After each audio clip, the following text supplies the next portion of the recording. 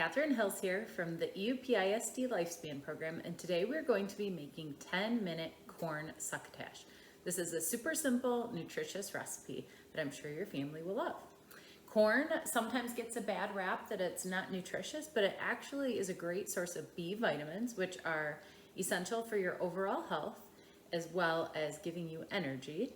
And it also contains antioxidants that are good for your eyesight.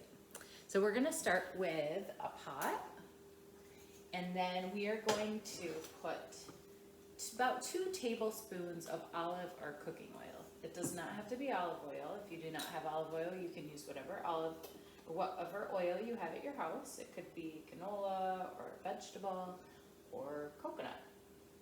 I have olive oil, so I'm going to add about 2 tablespoons of olive oil to my pot.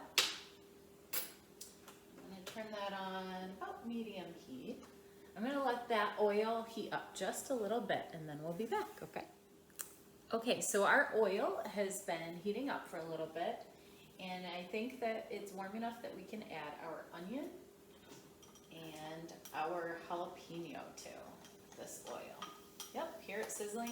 So this recipe calls for 1 small white or yellow onion diced. Again, if you only have red onions, feel free to add that instead. And then it also calls for 1 jalapeno chopped or diced as small as you can, seeded. And when a recipe says seeded, it actually means for you to remove the seeds. That's actually where the heat in the jalapeno is. Now, if you really want it super spicy, you could leave in some of those seeds. I don't really notice if things have seeds when they've been cooked. Some people do, so it might bother you in your texture. All right, so we're gonna let that sizzle, and I'll keep stirring that for about 4 more minutes until the onion and the jalapeno is soft. Okay, our onion and our jalapeno has been cooking for about 4 minutes. I'm gonna turn the heat down just a little bit because it's starting to release steam. And my onions are starting to get a little bit brown. I don't really want them brown, I just want them soft. All right, now to that mixture, we are going to add 2 cups of lima beans. You could buy them frozen. Hardly ever find them fresh in the store. I actually cooked these a little bit in the microwave first just to soften them up. I prefer my lima beans to be quite soft, and I've noticed that I have to cook them for a long time to get to the texture that I prefer. The lima beans are a great source of protein and some potassium. Right, and now we're gonna add our corn. And you could use canned corn. I have some corn that I bought frozen. It's been thawing. I have 2 cups of that corn, so we're gonna add that. Stir that up along with 2 to 3 teaspoons of minced garlic. I really like garlic, so there's 1 teaspoon.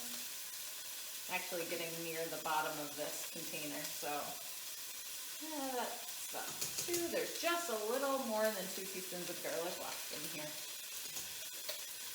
Get all that in there and give that a good stir.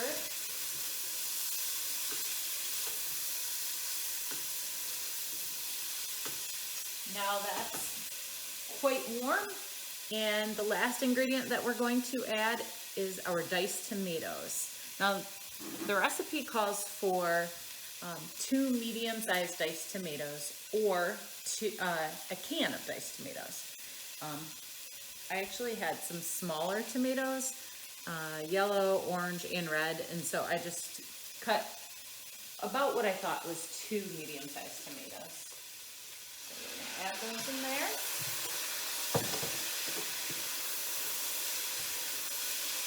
Now the recipe says to cook for about 3 minutes until it's heated through. So we're going to let that cook, and we will be back to try it. The last thing we're going to do before we try this 10-minute corn succotash is to add a little salt and pepper to taste. The recipe says a 1/4 teaspoon. You could add a little more if you need a little more salt, or you could leave it out altogether. So I'm going to add a 1/4 teaspoon of salt, and it also recommends a 1/4 teaspoon of pepper. So get that in there. Give it one final stir, and we're going to give this a try.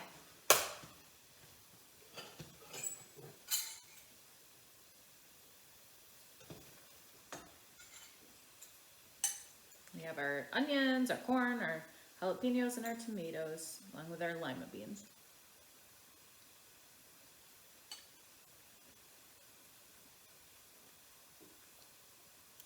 I think this is something I'll be making for my family. All right, I hope you give it a try too. Thanks.